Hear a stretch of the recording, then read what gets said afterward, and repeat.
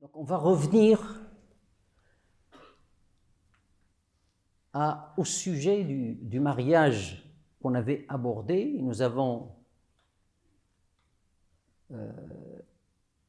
commencé par 3 introductions pour comprendre la philosophie de l'islam à propos de la construction de la famille et la relation entre l'homme et la femme. Et nous avons dit que cette relation était tellement importante, l'homme lui-même avait compris que cette relation n'est pas une relation furtive. Et c'est pour cela qu'il l'a bien soignée, il l'a vénérée, il l'a honorée, il a même sacralisé cette relation.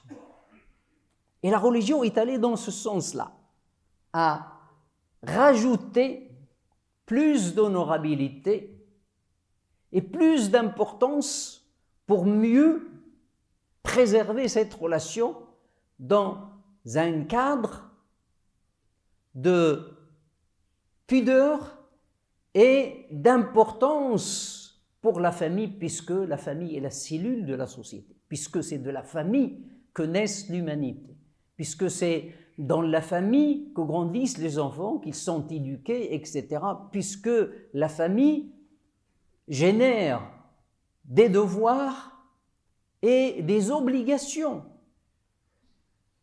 Dans la famille, il y a des droits et des devoirs pour les uns et les autres.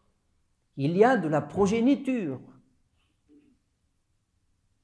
Le Coran lui-même dit que cette relation diffère des autres relations parce que il n'y a pas seulement la paix, il y a la miséricorde, il y a la compassion, il y a l'amour, etc., etc. Il y a une certaine fusion. On avait parlé de fusion. Il a créé de vous pour vous. Donc, il transcende un simple acte contracté entre 2 personnes sur ou autour d'une marchandise.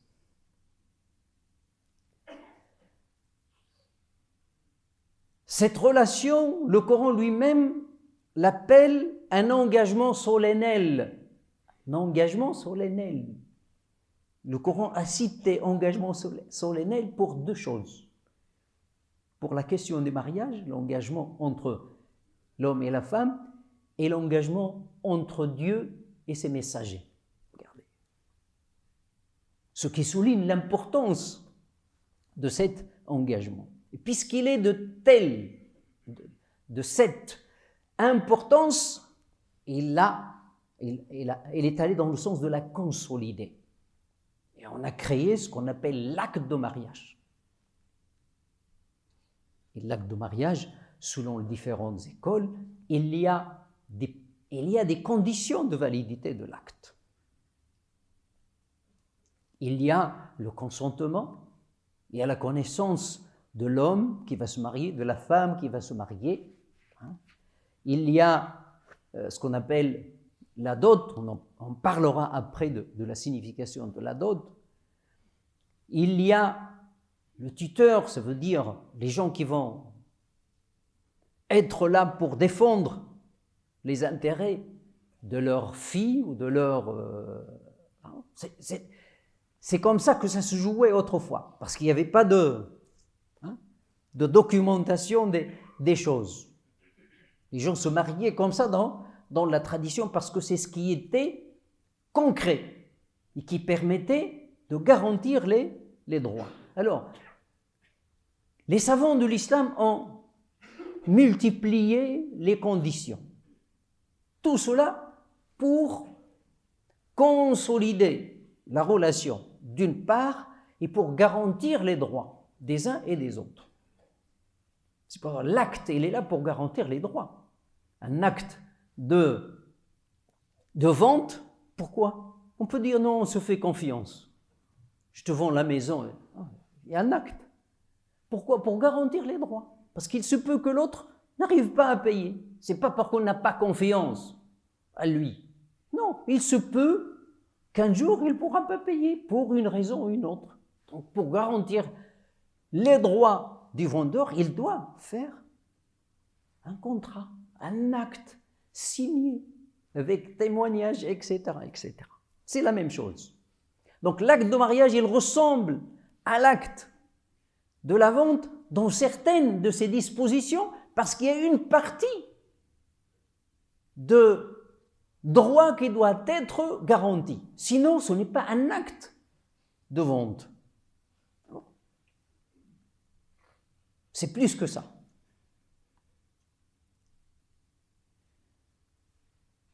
Mais il y a aujourd'hui une coutume qui s'appelle le halal ou la fatiha. Les gens considèrent que le mariage, c'est le halal. Il faut faire le halal et après, tout est bon. Qu'est-ce que ça veut dire le halal? Est-ce que c'est un acte de mariage ou c'est autre chose?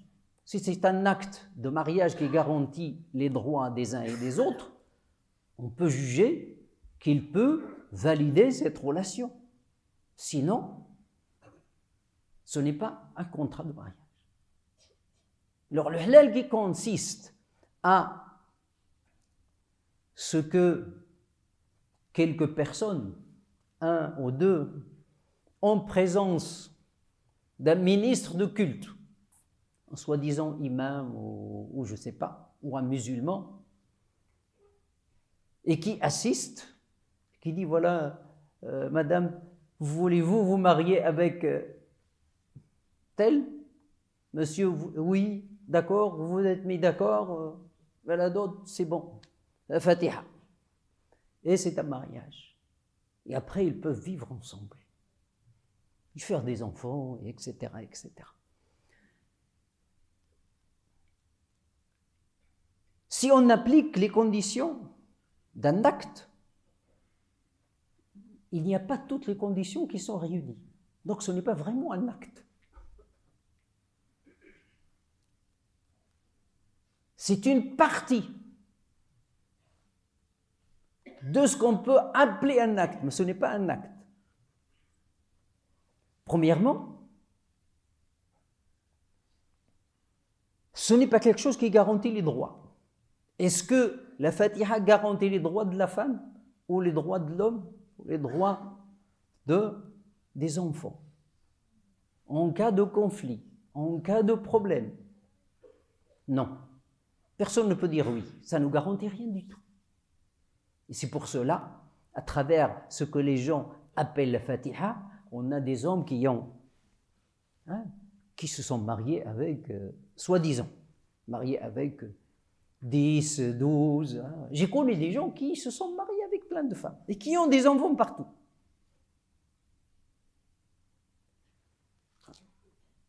Donc ce n'est pas un acte. L'islam a exigé, ou les savants ont exigé, le tuteur. Pourquoi le tuteur? Parce qu'autrefois, il n'y avait pas la documentation. Le mariage était entre des tribus, entre des familles. Toute la tribu témoignait. Donc personne ne peut se détourner de la responsabilité de son engagement dans un tel mariage. Sinon, on peut le conduire directement chez le juge et le mettre en prison. Donc c'était un mariage qui était reconnu parce que c'était la seule manière.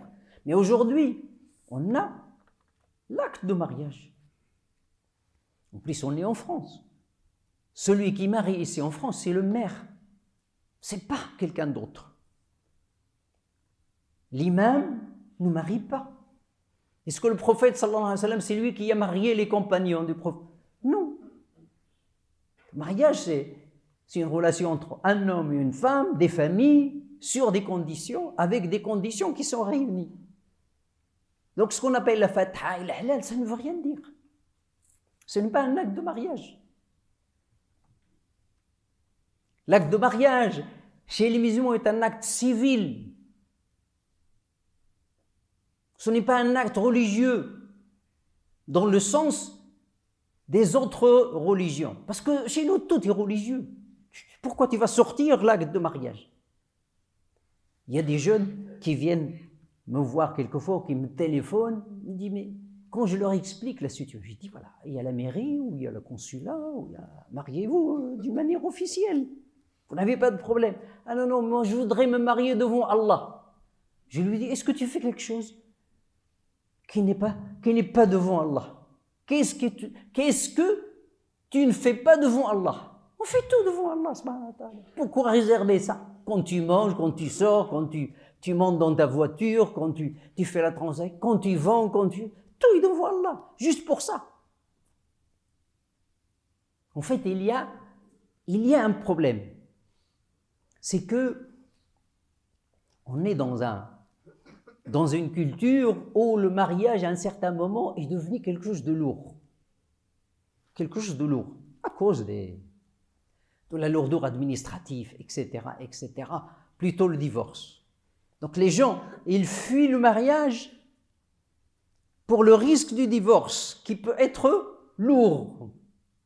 Et c'est pour cela qu'on a créé le concubinage, etc., etc. Et les musulmans, consciemment ou inconsciemment, ont pris ça.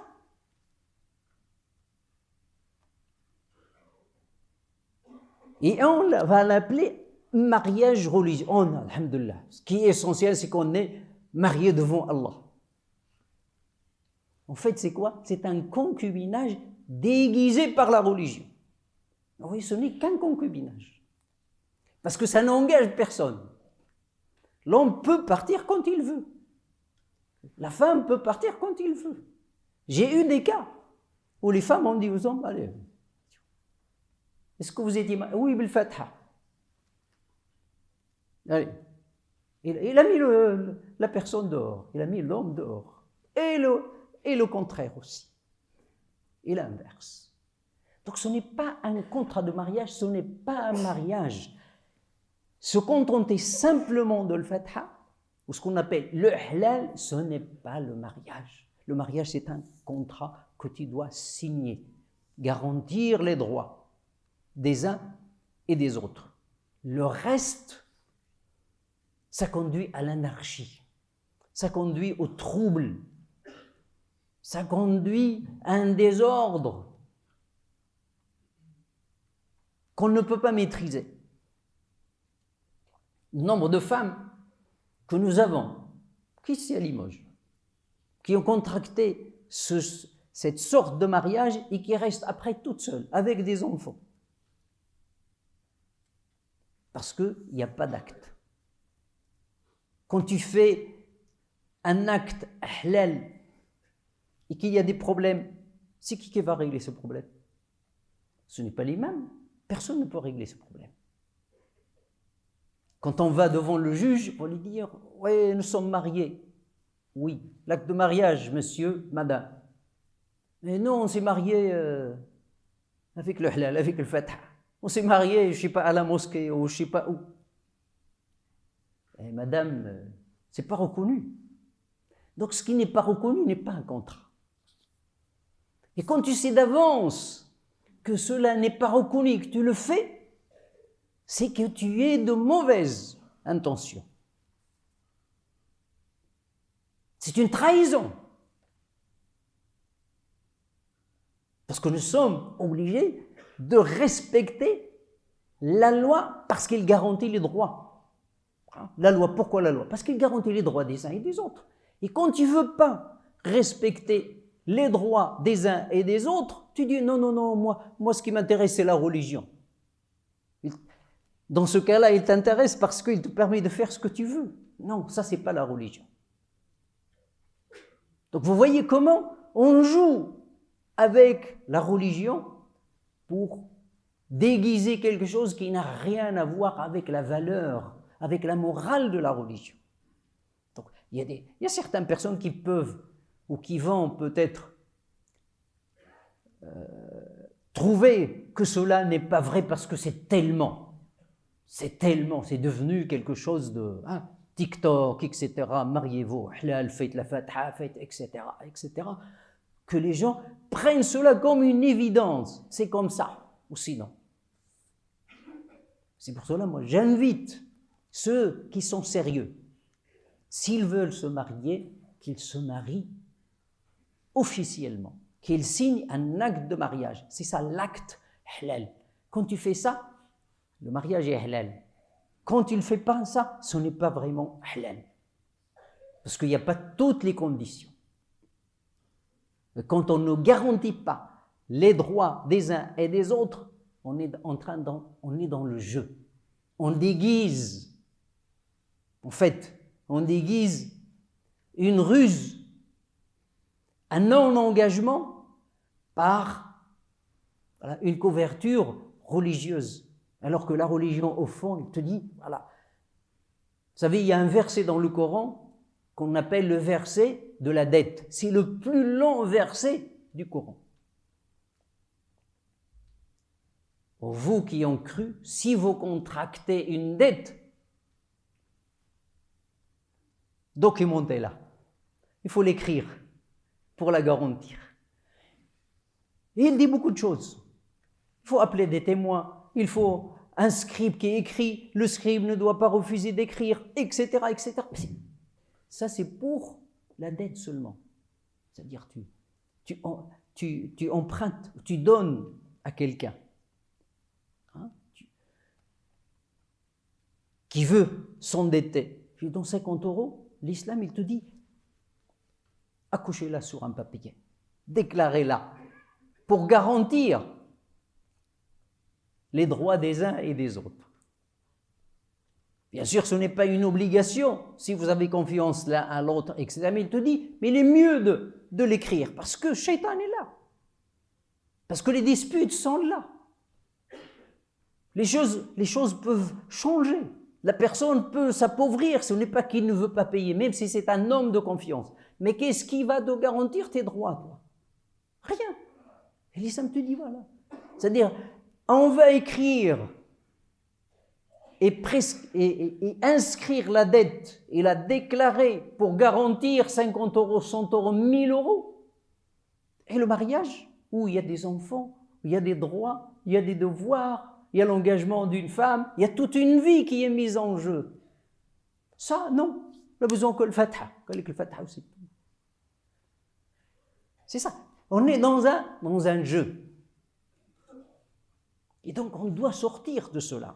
Nous aurons l'occasion de parler de la signification de toutes les choses qui sont dans l'acte, Inch'Allah, pour qu'on puisse comprendre vraiment la philosophie de l'islam dans cette relation de mariage. نسأل الله تبارك وتعالى أن يجعلنا وإياكم من يستمعون القول فيتبعون أحسنه اللهم اغفر لنا وارحمنا وعافنا واعف عنا